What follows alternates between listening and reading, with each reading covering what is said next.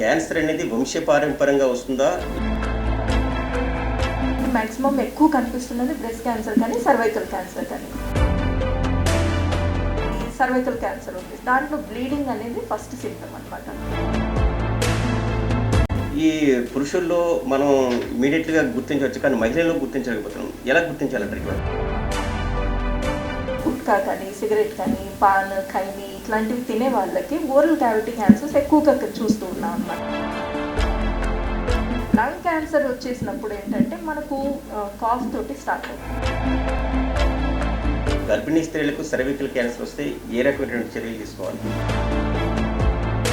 అలాంటివి safe drugs మాత్రమే ఇచ్చి కొద్ది రోజులు పుల్ ఆన్ చేస్తాం. క్యాన్సర్ పేషెంట్లకి కోవిడ్ వస్తే వాళ్ళు తీసుకోవాల్సినటువంటి చర్యలు? మిగతా వాళ్ళకంటే కొంత ఇమ్యూనిటీ వీళ్ళకి తక్కువ ఉండటం వల్ల కాస్త రిస్క్ ఎక్కువే ఉంటుంది. పిల్లలకు బ్రెస్ట్ క్యాన్సర్ వచ్చినప్పుడు వాళ్ళు ఫీడింగ్ ఇచ్చే అవకాశం ఉంటుందంటారా? ఇది ఏమి అంటువ్యాధి కాదు, బిడ్డకేమీ అంటదు. కానీ ప్రాబ్లం ఏంటి అంటే మిల్క్లో టాక్సిన్స్ కానీ లేకపోతే డ్రగ్స్ కానీ సెక్రీట్ అయ్యి. క్యాన్సర్ ఉండి కోవిడ్ వచ్చినటువంటి వ్యక్తులు ఏ రకమైన డైట్ ఫాలో కావాలి?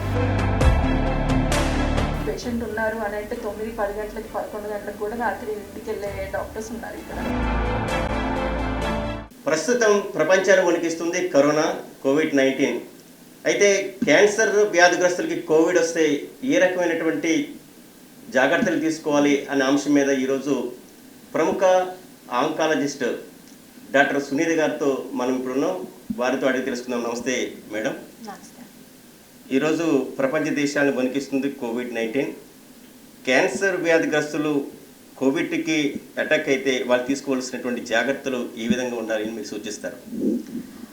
కోవిడ్ ప్రాబ్లం అనేది ప్రతి పేషెంట్కి ఎవరికైనా కానీ చాలా ఇబ్బందికరం. అంటే చాలామందికి ఏమవుతుంది అని అంటే మనం యంగ్ పేషెంట్స్ కదా, మనం లేకపోతే యంగ్ పీపుల్ కదా, మనకి ఏమవుతుంది, ఇమ్యూనిటీ ఎక్కువ ఉంటుంది కదా, మనకి ఏమీ ఇబ్బంది కాదు అనేసి చాలామంది అపోహతోటి బయట తిరుగుతూ ఉంటారు. సో మేము చూసిన వాళ్ళల్లో అసలు ఒక రీజన్ లేకుండా అంటే నార్మల్గా మనం చెప్తున్నది ఏంటి, కిడ్నీ ప్రాబ్లమ్స్ కానీ బీపీ కానీ షుగర్ కానీ ఎల్డర్లీ ఏజ్ ఉన్న పేషెంట్స్ కానీ వీళ్ళల్లో కొంచెం రిస్క్ ఎక్కువగా ఉంటుంది అని. కానీ కొంతమంది యంగ్ పేషెంట్స్లో అంటే రోజుకి 2 గంటలు జిమ్కి వెళ్ళి ఫిట్నెస్ మెయింటైన్ చేసే అలాంటి డాక్టర్స్ వాళ్ళు కూడాను మేము చూసిన వాళ్ళల్లో చాలామంది ఈ డిసీజ్ వల్ల వెంటిలేటర్ మీద వరకు పోవటము, తర్వాత ప్రాణాలు కోల్పోయే పరిస్థితి రావటం కూడా చాలా చూసామన్నమాట. సో ఇది రిస్క్ మనకు తక్కువ అనేది ఎవరు కూడాను అలాంటి సైకాలజీ తోటి బయటికి రాకూడదు. సాధ్యమైనంత వరకు ప్రతికి అంటే మీరు ఇంట్లో ఉన్నా కానీ మీ ఎదుటి వ్యక్తి అంటే మీ అమ్మను కానీ నాన్న కానీ లేకపోతే మీ వైఫ్ హస్బెండ్ ఎవరైనా కానీ వీళ్ళందరూ పేషెంట్సే అన్న సైకాలజీలో ఉండి అన్న థాట్లో ఉండి వాళ్ళ నుంచి మనం డిస్టెన్స్ మెయింటైన్ చేస్తే కనుక మనము సాధ్యమైనంత వరకు దీన్ని అవాయిడ్ చేయొచ్చు అన్నమాట. ఓకే, అయితే యాక్చువల్గా ఈ కోవిడ్ కాకముందు క్యాన్సర్ చాలా స్టేజ్లో చాలామంది చాలా బాధపడుతూ ఉంటారు. ఎన్ని రకాల స్టేజెస్ ఉంటాయి? ఏ రకమైనటువంటి స్టేజ్లో ఏ రకమైన ట్రీట్మెంట్ అవసరం పడుతుంది? సో ప్రతి బాడీలో ఉండే ప్రతి ఆర్గన్కి ఒక్కొక్క రకమైన సిమ్టమ్ ఉంటుంది. సో ఏ రకమైన క్యాన్సర్ ఉంది అనే దాన్ని బట్టి సిమ్టమ్స్ వస్తాయి. ఆ సిమ్టమ్స్ని బట్టి ఇప్పుడు సపోజ్ ఉమెన్ ఉన్నారు, లేడీస్ ఉన్నారు, వీళ్ళల్లో మనకు మ్యాక్సిమం ఎక్కువ కనిపిస్తున్నది బ్రెస్ట్ క్యాన్సర్ కానీ సర్వైకల్ క్యాన్సర్ కానీ. అలాగే జెంట్స్ ఉన్నారు, వీళ్ళల్లో మ్యాక్సిమం మనకు ఎక్కువగా హెడ్ అండ్ నెక్ క్యాన్సర్స్ కానీ లంగ్ క్యాన్సర్స్ కానీ స్టమక్ క్యాన్సర్స్ కానీ కనిపిస్తూ ఉంటాయి.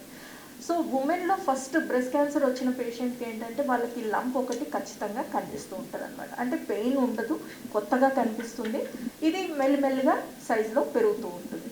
ఆ తర్వాత ఇది మెయిన్ ఇష్యూ ఏంటంటే పెయిన్ లేకుండా ఉండటం వల్ల చాలామంది అశ్రద్ధ చేస్తూ ఉంటారు, ఆ నొప్పి లేదు కదా ఏమవుతుంది అనేసి. ఆ తర్వాత ఈ నెక్స్ట్ ఈ సర్వైకల్ క్యాన్సర్ ఉంది, దాంట్లో బ్లీడింగ్ అనేది ఫస్ట్ సింప్టమ్ అనమాట. ఇంకా ఇవి కాకుండా మెన్లో వచ్చేసి వీళ్ళకి ఎస్పెషల్లీ ఈ గుట్కా కానీ సిగరెట్ కానీ పాన్ ఖైనీ ఇట్లాంటివి తినే వాళ్ళకి ఓరల్ క్యావిటీ క్యాన్సర్స్ ఎక్కువగా చూస్తూ ఉన్నాం అనమాట. వీళ్ళకి ఏంటంటే ఫస్ట్ సింప్టమ్ ఒక చిన్న అల్సర్గా స్టార్ట్ అవుతుంది, అల్సర్ మెల్లిమెల్లిగా పెద్దగా అవుతూ ఉంటుంది. సో దాంట్లో నుంచి చాలామందికి అల్సర్స్ అనేవి రొటీన్గా కనిపిస్తూ ఉంటాయి. అప్టస్ అల్సర్స్ అంటాం, స్ట్రెస్ అల్సర్స్. నిద్ర లేకపోవటం వల్ల కానీ పని ఒత్తిడి కానీ ఇలా ఉన్నప్పుడు. కానీ ఈ అల్సర్స్ ఏంటంటే ఒక్కోసారి స్టార్ట్ అయిన తర్వాత మెల్లిమెల్లిగా పెరిగి ఆ తర్వాత పెయిన్ ఉంటుంది, పెరుగుతూ ఉంటుంది. ఒక 3 వీక్స్ 6 వీక్స్ అట్లాగా టైం పెరిగే కొద్దీ ఇంకా సైజ్ పెరిగిపోతూ ఉంటుంది అన్న. ఇలాంటి సిమ్టమ్స్ వచ్చినప్పుడు ఖచ్చితంగా మనము చెక్ చేయించుకోవాలి. ఆ తర్వాత లంగ్ క్యాన్సర్ ఉంది. లంగ్ క్యాన్సర్ వచ్చేసినప్పుడు ఏంటంటే మనకు కాఫ్ తోటి స్టార్ట్ అవుతుంది ఫస్ట్ సిమ్టమ్. ఆ తర్వాత మెల్లిమెల్లిగా అదర్ సిమ్టమ్స్ అంటే బ్లడ్ పడడం కానీ ఇట్లా. ఎస్పెషల్లీ స్మోకర్స్ ఉన్నారనుకోండి, వీళ్ళలో కొంచెం ఎక్కువ రిస్క్ ఉంటుంది కాబట్టి ఖచ్చితంగా వాళ్ళు చెక్ చేయించుకోవాల్సి వస్తుంది. ఆ తర్వాత ఏ సిమ్టమ్తో ఏ ఆర్గన్తో ప్రాబ్లం వస్తే ఆ ఆర్గన్కి సంబంధించి ఫస్ట్ మేము చేసే డయాగ్నోసిస్ ఏంటి అని అంటే ఒక చిన్న పీస్ తీసి పంపిస్తాం. ఒకవేళ బయాప్సీలో అది పాజిటివ్ అంటే మ్యాలిగ్నెన్సీ వచ్చింది అని అంటే వెంటనే దానికి సంబంధించిన ఫర్దర్ టెస్ట్లు కూడాను చేయాల్సి వస్తుంది.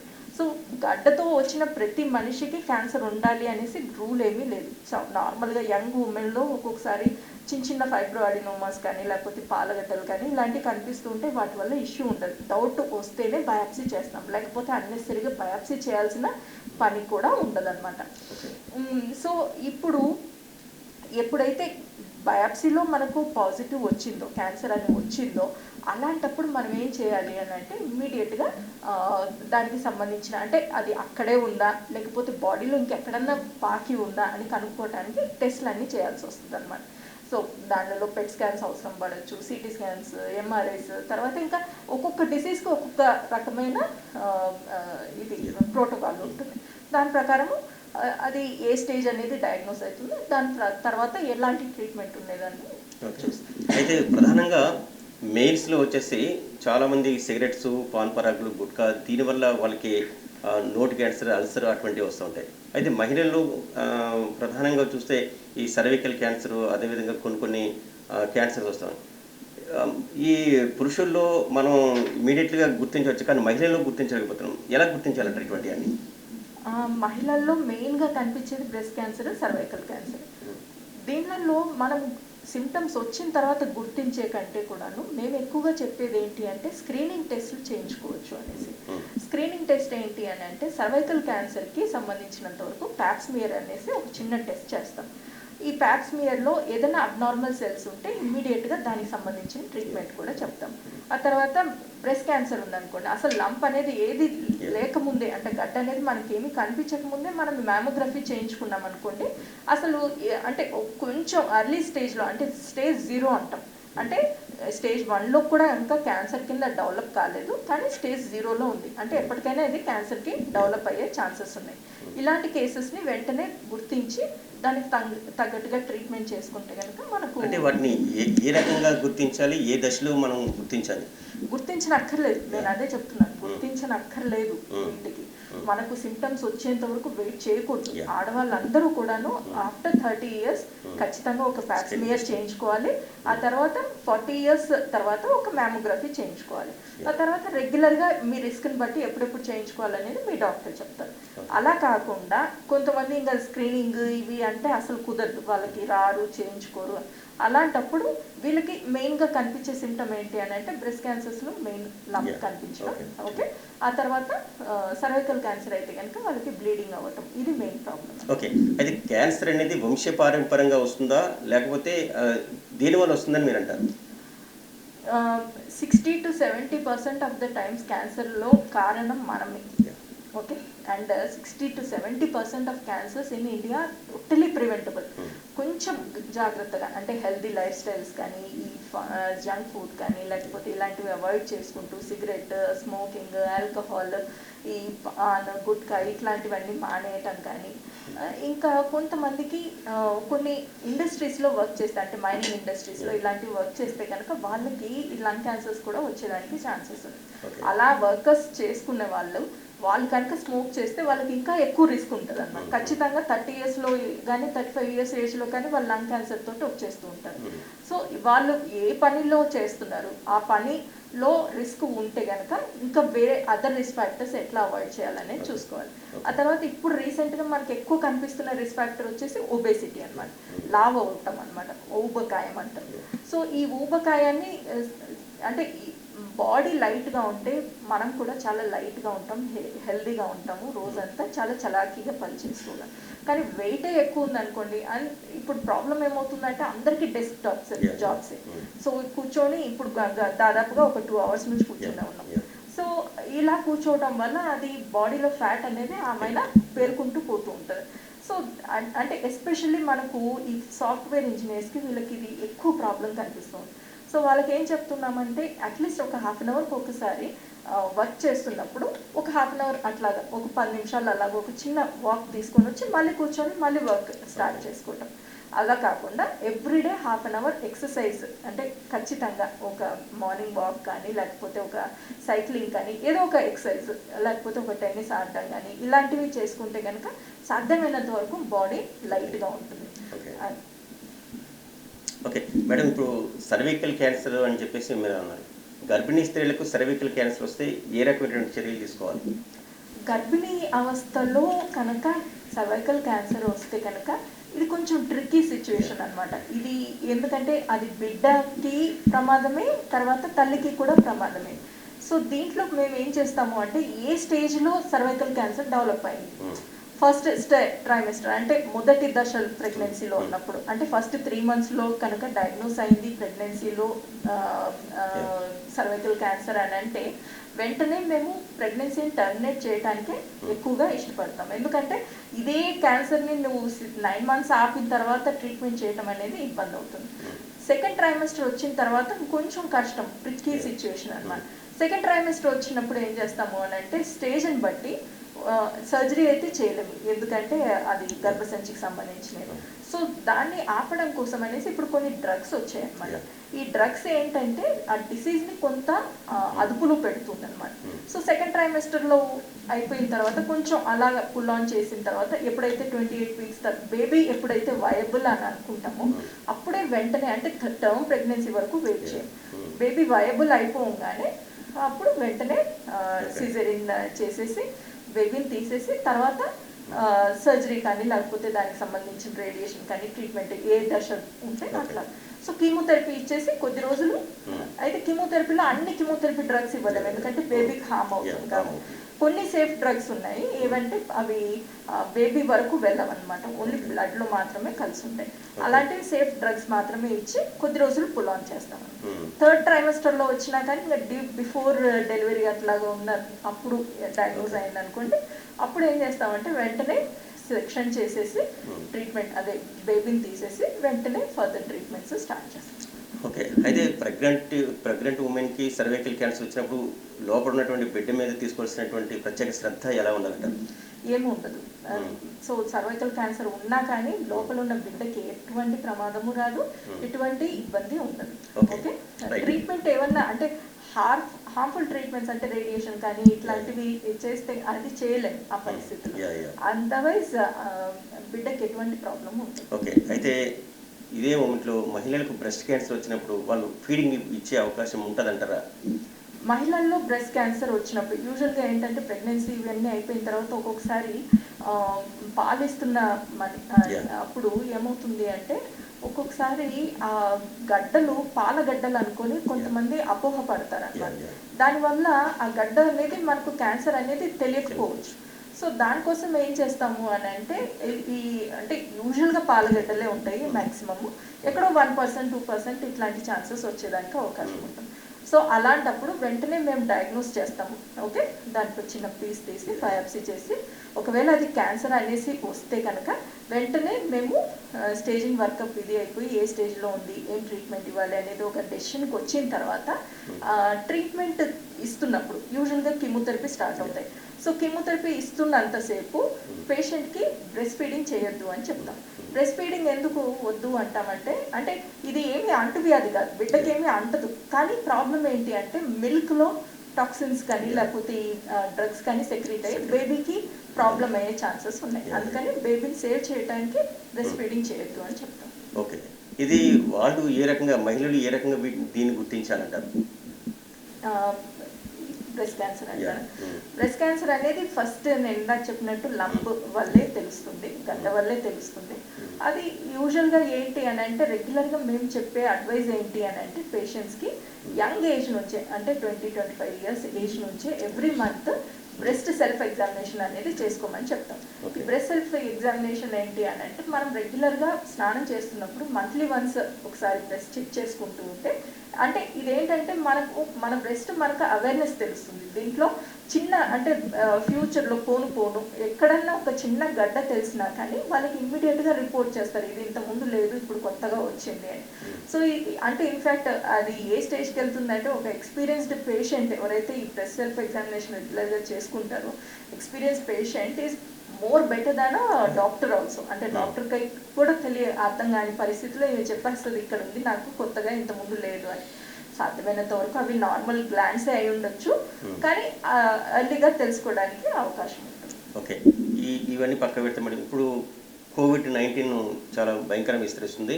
క్యాన్సర్ పేషెంట్లకి కోవిడ్ వస్తే వాళ్ళు తీసుకోవాల్సినటువంటి చర్యలు ఎలా ఉండాలి? క్యాన్సర్ పేషెంట్కి కోవిడ్ వస్తే కనుక రాకుండా ఉండటానికి ఏమేమి జాగ్రత్తలు తీసుకోవాలో అందరికీ చెప్తున్నాము, అందరికీ అయిపోయింది. ఇప్పుడు ఒకవేళ క్యాన్సర్ పేషెంట్కి కోవిడ్ వస్తే ఇప్పుడు మేమున్న హాస్పిటల్ అయితే కోవిడ్ తీసుకోవడానికి మాకు అవకాశం లేదు, ఎందుకంటే ఇది క్యాన్సర్ హాస్పిటల్ కాబట్టి ఇక్కడ ఎందుకంటే అది దానికి సపరేట్ సెటప్ ఉండాలి. ప్రస్తుతానికి మేమైతే ఇక్కడ ఓన్లీ క్యాన్సర్ పేషెంట్స్కే ట్రీట్ చేస్తున్నాం అమెరికన్ ఆంకాలజీ ఇన్స్టిట్యూట్లో. ఆ తర్వాత ఒకవేళ మా దగ్గరకు వచ్చిన పేషెంట్స్కి ఏంటంటే ఫస్ట్ లెవెల్ ఆఫ్ స్క్రీనింగ్ చేస్తాం. స్క్రీనింగ్ అయిపోయిన తర్వాత ట్రీట్మెంట్ చేయాలి అనుకున్నప్పుడు వెంటనే ఈవెన్ కోవిడ్ స్క్రీనింగ్ టెస్ట్ కూడా చేస్తాం. కోవిడ్ స్క్రీనింగ్ టెస్ట్ అయిపోయిన తర్వాత ఓన్లీ మా పేషెంట్స్ మాత్రమే ట్రీట్మెంట్ చేయాలని, ఎందుకంటే మళ్ళీ అందరూ వచ్చేసి ఇక్కడ స్క్రీనింగ్ చేస్తారు కదా అనేసి వచ్చేస్తే కనుక చేయడం కుదరదు. సో మా పేషెంట్స్ వరకు మాత్రమే ఈ పేషెంట్కి ట్రీట్మెంట్ ఇవ్వాలి అని అనుకుంటే కనుక ఖచ్చితంగా కోవిడ్ స్క్రీనింగ్ చేస్తున్నాం. కోవిడ్లో కనుక వాళ్ళు పాజిటివ్ అని తేలితే ఇంకా అది ఏ స్టేజ్లో ఉన్నా ఏది ఉన్నా కానీ ఆ పేషెంట్ని మేము ట్రీట్మెంట్ తీసుకోవడానికి కుదరదు. ఎందుకు అని అంటే ఆ పేషెంట్ ఒక్కటే మేము ఆలోచించడానికి లేదు, మిగతా ఇంకొక 50-60 మంది పేషెంట్స్ ఉంటారు, వాళ్ళని రిస్క్లో వేయలేము. సో ఇది ఏ స్టేజ్లో ఉన్నా ఎంత ప్రాబ్లంలో ఉన్నా ఏది ఉన్నా కానీ ఖచ్చితంగా వాళ్ళు వెళ్ళి కరోనాని ట్రీట్ చేయించుకొని మళ్ళీ టెస్ట్ నెగిటివ్ అయి వచ్చిన తర్వాతనే ఇంకా నెక్స్ట్ మేము ఏమన్నా చేయడానికి అవుతుంది. ఓకే, మీ దగ్గర ఎటువంటి ట్రీట్మెంట్ నడుస్తుంది వాళ్ళకి? కోవిడ్-19 వచ్చిన పేషెంట్స్ ఎవరిని కూడాను మేము తీసుకోవట్లేదు ఫస్ట్. ఓకే, తర్వాత ఒకవేళ బై ఎనీ ఛాన్స్ ఒకవేళ అంటే డ్యూరింగ్ ట్రీట్మెంట్ ఇప్పుడు మనకు 30 days 35 days ట్రీట్మెంట్ నడుస్తుంది. డ్యూరింగ్ ట్రీట్మెంట్ ఇద్దరు పేషెంట్స్ పాజిటివ్ అయి ఉండొచ్చు, మధ్యలో ఎక్కడో ఎవరితో ద్వారానో విజిటర్స్ వచ్చి ఉంటారు, వాళ్ళకి ఎక్స్పోజ్ అయ్యి. సో అలాంటప్పుడు వెంటనే వాళ్ళు మాకు సిమ్టమ్స్ అలా వచ్చి బయటపడి వచ్చిన పేషెంట్స్కి వెంటనే మేము ఆ ట్రీట్మెంట్ స్టాప్ చేసేసి వాళ్ళని పంపించేస్తున్నాము స్పెషలైజ్ సెంటర్స్ ఎవరైతే ట్రీట్ చేస్తున్నారో. ఆ తర్వాత ఇమ్మీడియట్గా ఆ రూమ్ని ఆ పరిసరాలని అన్నిటినీ కూడాను కంప్లీట్గా శానిటైజ్ చేసేసి నెక్స్ట్ ట్రీట్మెంట్స్కి వెళ్తాం అనమాట. ఫ్యూమిగేషన్, శానిటైజేషన్ అన్నీ చేయాల్సిందే, ఎందుకంటే ఒక్క పేషెంట్ డయాగ్నోజ్ అయినా కానీ ఆ పేషెంట్ వల్ల మనకు తెలియదు ఎంత రిస్క్ ఉంది అనేసి. ఎంత చేతులు కడుక్కున్నా ఏది కట్టుకున్నా కానీ వైరస్ అనేది ఎయిర్లో కూడా ఉండడానికి ఛాన్సెస్ ఉంటాయి, ఎస్పెషల్లీ ఏసీ రూమ్స్ ఇవన్నీ ఉంటాయి కాబట్టి. సో ఫ్యూమిగేషన్ అంతా అయిపోయిన తర్వాత అంత ప్రాబ్లం లేదు అని చెక్ చేసి మా ఇన్ఫెక్షన్ కంట్రోల్ డిపార్ట్మెంట్ వాళ్ళు వచ్చి చెక్ చేసి ఓకే అని అంటేనే నెక్స్ట్ పేషెంట్స్కి ట్రీట్మెంట్స్ అవుతాయి అన్నమాట. ఓకే, ఇప్పుడు అవుటర్ సైడ్ ఉన్నటువంటి క్యాన్సర్ పేషెంట్స్కి ఒకవేళ కోవిడ్ అటాక్ అయితే వాళ్ళు తీసుకోవాల్సినటువంటి జాగ్రత్తలు పేషెంట్ పరంగా ఏమేమి జాగ్రత్తలు తీసుకోవాలని మీరు సజెస్ట్ చేస్తారు? సో క్యాన్సర్ పేషెంట్స్లో కోవిడ్ వస్తే కనుక ఖచ్చితంగా మిగతా వాళ్ళకంటే కొంత ఇమ్యూనిటీ వీళ్ళకి తక్కువ ఉండటం వల్ల కాస్త రిస్క్ ఎక్కువే ఉంటుంది. సో వీళ్ళు సాధ్యమైనంత వరకు ఈవెన్ మిగతా నార్మల్ పేషెంట్స్కి చెప్పినట్టే వీళ్ళకి కూడా జాగ్రత్తలు చెప్తాము. ఇంట్లోనే క్వారంటైన్ అవ్వచ్చు. ఓకే, సిమ్టమ్స్ మైల్డ్గా ఉన్నంత వరకు ఇంట్లోనే క్వారంటైన్ అవ్వచ్చు, అంటే ఇంట్లోనే ఒక రూమ్లోనే ఐసోలేట్ అవ్వచ్చు. సో ఎంత లేదన్నా అందరికీ 2 bedroom హౌసెస్ ఉంది. సో ఒక రూమ్లో కంప్లీట్గా ఐసోలేట్ అయిపోయి దానికి సిమ్టమాటిక్ మెడిసిన్స్ ఏవైతే ఉంటాయో మనకు ఇప్పుడు డాక్టర్ సజెస్ట్ చేస్తున్నారు, పారాసిటమాల్ వేసుకోవచ్చు, లేకపోతే కనుక ఇమ్యూనిటీ పెంచడానికి vitamin C tablets, B complex tablets ఇట్లాంటివన్నీ ఇస్తున్నారు. సో ఇవన్నీ వేసుకుంటూ మేనేజ్ అయిపోవచ్చు. ఒకవేళ సిమ్టమ్స్ పెరుగుతూ ఉన్నాయి అని అనుకోండి ఇమ్మీడియట్గా వాళ్ళు హాస్పిటల్కి ట్రాన్స్ఫర్ అవ్వాల్సి. ఇప్పుడు డైట్ విషయంలో చూసుకుంటే క్యాన్సర్ పేషెంట్స్ ఏ రకమైన డైట్ తీసుకుంటారు, అలాగే కోవిడ్ వచ్చినటువంటి వ్యక్తులు, క్యాన్సర్ ఉండి కోవిడ్ వచ్చినటువంటి వ్యక్తులు ఏ రకమైన డైట్ ఫాలో కావాలి? సపరేట్గా అంటూ ఏమీ లేదు. రొటీన్గా మేము చెప్తున్నదే అదే చెప్తాము. ఎందుకు అని అంటే మనకు ఆల్రెడీ ఇమ్యూనిటీ తక్కువ ఉంది క్యాన్సర్ రావటం వల్ల, ప్లస్ మళ్ళీ కోవిడ్ రావటం వల్ల ఇంకా ఇమ్యూనిటీ పడిపోతుంది. సో అలాంటప్పుడు మనం ఏం చేయాలి అని అంటే సాధ్యమైనంత వరకు హైజీనిక్గా ఇంట్లోనే ఫుడ్ ప్రిపరేషన్ ఉండాలి. ఫ్రెష్ ఫ్రూట్స్, వెజిటబుల్స్, సలాడ్స్ అనేవి చాలా మటుకు తీసుకోకపోవడం మంచిది. సలాడ్స్ ఏంటి అని అంటే వాటిని చాలా నీట్గా శుభ్రంగా చేసి ఇంకా కంఫర్టబుల్గా ఓకే అని అనుకున్నప్పుడే అప్పుడు తీసుకోవాలి. ఒక్కొక్కసారి బయట వచ్చిన సలాడ్స్ వాటిల్లో ఎందుకంటే రా కదా, కుక్ చేయలేదు కదా, దానివల్ల మనకి ఏదైనా ఇన్ఫెక్షన్ వచ్చేదానికి ఛాన్సెస్ ఉన్నాయి. ఫ్రూట్స్ కూడాను సాధ్యమైనంత వరకు వాటి అవుటర్ లేయర్ కవరింగ్, ఎందుకంటే ఇప్పుడు అన్నిటి మీద వ్యాక్స్ కవరింగ్ ఇట్లాంటివి చేస్తూ ఉన్నారు యాపిల్ మీద. సో సాధ్యమైనంత వరకు వాటి కవర్స్ అవి తీసేసి తీసుకుంటే బెటర్. Okay okay madam. అయితే అధునూతన పరికరాలతో అమెరికన్ ఆంకాలజీ హాస్పిటల్లో ఒక మంచి క్యాన్సర్ పేషెంట్స్కి ఒక అధునూతన ప్రక్రియలో వైద్యం చేస్తూ ఉన్నారు. అయితే సంపన్న వర్గాలకు మాత్రమే అందుబాటులో ఉంది, మధ్యతరగతి పేదవాళ్ళకి మాత్రం అందుబాటులో లేదు అనేటువంటి ఒక వదంతి అయితే వినిపిస్తుంది. దానికి మీరు ఏమంటారు? చాలా చాలా కష్టమైన ప్రశ్న వేశారు. ఇప్పుడు ప్రాబ్లం ఏంటయ్యా అంటే ఒక ఫెసిలిటీ ఇవ్వాలి అని అనుకున్నప్పుడు, ఒక బెటర్ ఫెసిలిటీ ఇవ్వాలి పేషెంట్కి అని అనుకున్నప్పుడు ఖచ్చితంగా కొంత ప్రైస్ అయితే ఎక్కువే ఉంటుంది. ఒక 10 to 15% నార్మల్ బయట హాస్పిటల్స్ కంటే ఇక్కడ కొంచెం ఎక్కువే ఉండొచ్చు. ఆ తర్వాత ఇంకొకటి ఏంటి అని అంటే ఇక్కడ ఎక్కువ నంబర్స్ ఆఫ్ పేషెంట్స్ని ట్రీట్మెంట్ ఉండదన్నమాట సాధ్యమైనంత వరకు. ఎందుకు అని అంటే అలాగని ఇప్పుడు పోర్ పేషెంట్స్ ఉన్నారు, లేదు మేము ఇక్కడే ట్రీట్మెంట్ చేయించుకుంటాము అని అంటే కనుక వాళ్ళకి కూడా అంటే వైట్ కార్డ్ హోల్డర్స్ కానీ, బీపీఎల్ అంటే బిలో పావర్టీ లైన్ ఉన్న పేషెంట్స్ కానీ, అంటే వితౌట్ వైట్ కార్డ్ ఉన్నా కానీ కేస్ టు కేస్ బేసిస్ తీసుకొని మేనేజ్మెంట్తో కూర్చొని డిసైడ్ చేసుకొని సాధ్యమైనంత వరకు తక్కువ ప్యాకేజెస్లోనే ట్రీట్మెంట్ చేయడానికి మేము హెల్ప్ చేస్తున్నాం. అంటే 3 times అంటే 3 లక్షల ట్రీట్మెంట్ 1.5 లక్షలకు కూడా చేస్తున్న రోజుల్లో కూడా మేము చేసామని హెల్ప్ చేస్తాం. అంటే కార్పొరేట్ హాస్పిటల్స్ మాకు డబ్బులున్న పేషెంట్స్కి మేము ట్రీట్ చేస్తాం అనేది మా ఉద్దేశమే కాదు అసలు. మేము మా నార్మల్ పేషెంట్స్కి కూడాను ఎంతో కొంత హెల్ప్ చేయడానికి, అంటే మిడిల్ క్లాస్ కానీ బిలో మిడిల్ క్లాస్ వాళ్ళకి కానీ హెల్ప్ చేయడానికి అయితే బెటర్ ప్యాకేజెస్లో హెల్ప్ చేయడానికి మేము అందరం ముందుకే వస్తున్నాం. అయితే ప్రతి చోట ఏమవుతుంది అని అంటే అందరూ వచ్చిన వాళ్ళందరూ డిస్కౌంట్ అంటే కష్టం వస్తుంది. ఓకే, అది problem. And you have to see the quality and service. ఒకటి ఏంటి అని అంటే మేము ఇక్కడ అంటే 9 to 5 వర్క్ అయిపోగానే మేము వెళ్ళిపోవాలి, తర్వాత మేము పేషెంట్ చూడడం అనేది ఉండదు. 24 hours పేషెంట్కి అవైలబుల్ ఉంటాము, డాక్టర్ ఆన్ కాల్ ఉంటారు. ఓకే, తర్వాత ఎనీ ఎమర్జెన్సీస్ ఇమ్మీడియట్గా అటెండ్ అయ్యేదానికి అన్నిటికీ కూడా మేము సిద్ధంగా ఉంటాం. సో అంటే ఒక హాస్పిటల్లో మామూలుగా కొంతమంది 30-40 మంది పేషెంట్స్ ఉన్నారనుకోండి, ఒక 1 minute కూడా కనిపించదు. డాక్టర్ అనేది ఏదో వెంకటేశ్వర స్వామి దర్శనానికి వెళ్తే కనుక 1 నిమిషం కనిపించేసి వెళ్ళిపోయాను అట్లా ఉండదు. సో ఇక్కడ మాకు ఎంత పేషెంట్ ఎంత టైం స్పెండ్ చేసినా కానీ మాకు ఇబ్బంది ఉండదు. ఎందుకంటే మా వర్క్ అవర్స్ అనేవి కాన్స్టెంట్గా ఇదిగో ఈ టైంకి 5 గంటలకే వెళ్ళిపోవాలి అనేది మాకేం రూల్ ఉండదు, 2 గంటలకే వెళ్ళిపోవాలి అనేది రూల్ ఉండదు. పేషెంట్ ఉన్నారు అని అంటే 9-10 గంటలకు 11 గంటలకు కూడా రాత్రి ఇంటికి వెళ్ళే డాక్టర్స్ ఉన్నారు ఇక్కడ. సో ఆ క్వాలిటీ, ఆ సర్వీస్, ఆ ఇబ్బంది అనేది దానికోసమే.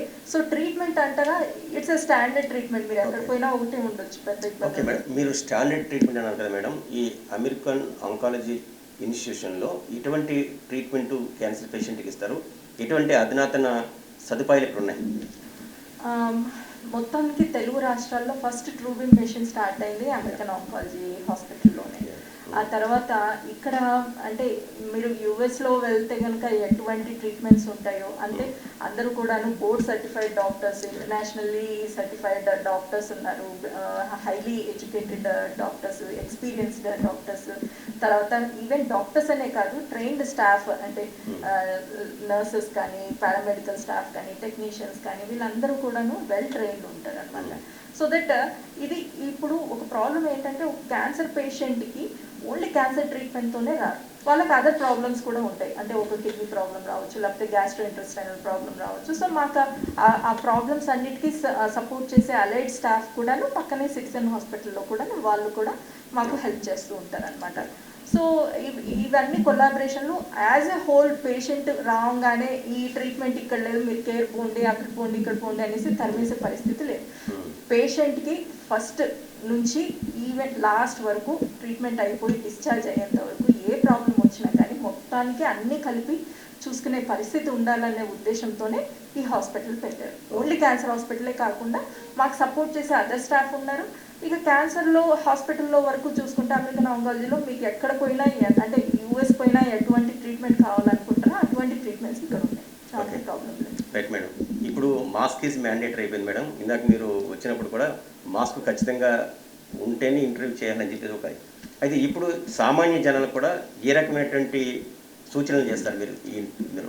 సో కెమెరామెన్కి నాకు ఆల్మోస్ట్ ఒక 5 minutes డిస్కషన్ నడిచింది. మాస్క్ తీసేయాల్సిందే అని ఆయన, మాస్క్ లేకపోతే నేను ఇంటర్వ్యూ చేయాలనేసి నేను. ఎందుకు అంటే మేము అందరికీ చెప్తాం మాస్క్ పెట్టుకోండి అనేసి, అలాగని మేమే పెట్టుకోకుండా కూర్చోండి. నన్ను చూడాలనుకుంటే హాస్పిటల్ రావచ్చు, లేకపోతే యూట్యూబ్లో తీస్తే మస్తు వీడియోలు ఉంటాయి, ఏదో దాంట్లో చూడొచ్చు. కానీ హాస్పిటల్కి మటుకు ఎక్కడ ఉన్నా కానీ పక్కన ఇంకొక మనిషి ఉన్నారు అని అంటే కనుక ఖచ్చితంగా మాస్క్ వేసుకోవాలి.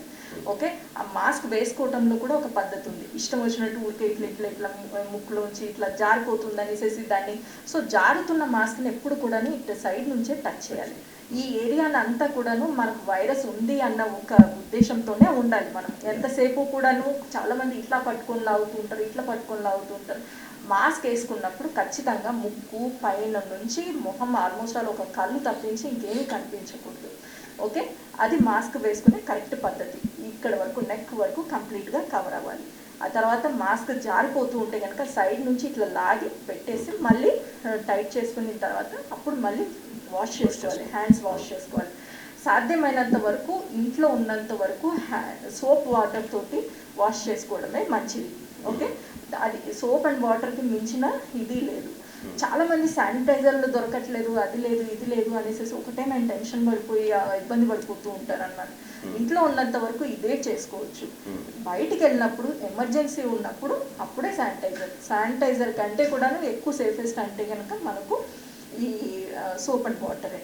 అయితే మేము హాస్పిటల్లో వర్క్ చేసే డాక్టర్స్ మా ప్రాబ్లం ఏమవుతుంది అని అంటే, మేము చూస్తున్న ప్రతి పేషెంట్కి ప్రతి పావు గంటకు ప్రతి 20 నిమిషాలకు నేను పోయి హ్యాండ్ వాష్ చేసుకుని రావడం అంటే నాకు రోజంతా హ్యాండ్ వాష్లోనే అయిపోతుంది. అందుకని మేము శానిటైజర్స్ వాడాల్సి వస్తుంది. కానీ నార్మల్ పబ్లిక్ శానిటైజర్స్ కోసం పరిగెట్టాల్సిన పని లేదు అనేసి నా ఉద్దేశం. ఓకే మేడం, చివరిగా ఒక ప్రశ్న మేడం. ఈ సంవత్సరంలో కోవిడ్కి వ్యాక్సిన్ వస్తుందంటారా? అది మీరు గవర్నమెంట్ని అడగాలి, లేకపోతే ఫార్మా కంపెనీస్ని అడగాలి. ఇన్ఫ్యాక్ట్ నేనే ఆ క్వశ్చన్ మిమ్మల్ని అడుగుతున్నాను, ఒకవేళ వస్తుందా లేదా అనేసి. అది కష్టం అనేసి నా ఉద్దేశం. ఎందుకు అని అంటే ఇక్కడ కరోనా అనేది ఒక సింగిల్ స్ట్రెయిన్ కాదు అది.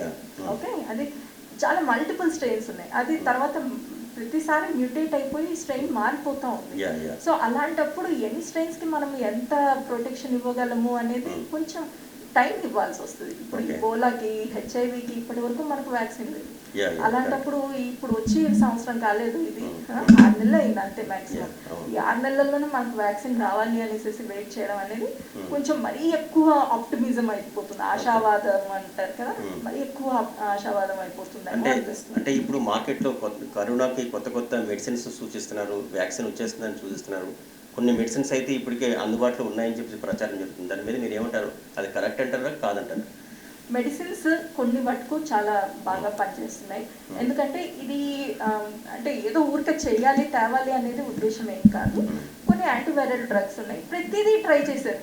క్లోరోక్విన్ ట్రై చేశారు, రాండెసివిర్ ట్రై చేశారు, అట్లా ఎన్నో డ్రగ్స్ ట్రై చేస్తూ వచ్చారు. ఎందుకు అని అంటే ఇప్పుడు చేసిన వాళ్ళు ఎవరు కూడాను సైలెంట్గా మాకు వచ్చేసింది, మేము ట్రీట్ చేయగలుగుతున్నాం మా పేషెంట్స్ని చాలు అని అనుకోవటానికి లేదు. వాళ్ళు వెంటనే అది పబ్లిష్ చేయాలి. అంటే మీడియాలోనో లేకపోతే పేపర్స్లోనో ఎక్కడో ఒక చోట పబ్లిష్ చేయాలి. లేకపోతే మిగతా వాళ్ళకి ఇప్పుడు నా దగ్గర నేను ఈ డ్రగ్ వాడుతున్నాను, మంచి రెస్పాన్స్ ఉంది, let other patients also be benefited, ఆ ఉద్దేశంతోనే బయటకు వస్తూ ఉంటాయి. సో ఏది ఎంతవరకు పనిచేస్తుంది, ఎంత కంఫర్టబుల్గా పేషెంట్ బయటికి రాగలరు అనేది ఫ్యూచర్లో ట్రయల్స్ చేస్తేనే తెలుస్తుంది. అంటే ఇప్పట్లో కరోనాకు సంబంధించినటువంటి మెడిసిన్ రాదంటారు? మెడిసిన్ రాదు అని ఎందుకనండి, ఆల్రెడీ ఉన్నాయి మెడిసిన్స్. ఏ పేషెంట్కి ఏది పనిచేస్తుంది అనేది ఇండివిజువల్గా ట్రయల్ చేసుకుంటూ వెళ్ళాలి. Right, thank you madam. ఇది ప్రముఖ ఆంకాలజిస్ట్ డాక్టర్ సునీత గారితో ఫేస్ టు ఫేస్. క్యాన్సర్ అనేది వంశపారంపరంగా వస్తుందా? మ్యాక్సిమం ఎక్కువ కనిపిస్తున్నది బ్రెస్ట్ క్యాన్సర్ కానీ సర్వైకల్ క్యాన్సర్ కానీ. సర్వైకల్ క్యాన్సర్ ఉంది, దాంట్లో బ్లీడింగ్ అనేది ఫస్ట్ సింప్టమ్ అన్నమాట. ఈ పురుషుల్లో మనం ఇమీడియట్గా గుర్తించవచ్చు, కానీ మహిళల్లో గుర్తించలేకపోతున్నాం. ఎలా గుర్తించాలంటారు ఇక్కడ? గుట్కా కానీ, సిగరెట్ కానీ, పాన్, ఖైని ఇట్లాంటివి తినే వాళ్ళకి ఓరల్ క్యావిటీ క్యాన్సర్స్ ఎక్కువగా చూస్తూ ఉన్నాం అన్నమాట. లంగ్ క్యాన్సర్ వచ్చేసినప్పుడు ఏంటంటే మనకు కాఫ్ తోటి స్టార్ట్ అవుతుంది. గర్భిణీ స్త్రీలకు సర్వికల్ క్యాన్సర్ వస్తే ఏ రకమైనటువంటి చర్యలు తీసుకోవాలి? అలాంటి సేఫ్ డ్రగ్స్ మాత్రమే ఇచ్చి కొద్ది రోజులు పుల్ ఆన్ చేస్తాం. క్యాన్సర్ పేషెంట్లకి కోవిడ్ వస్తే వాళ్ళు తీసుకోవాల్సినటువంటి చర్యలు?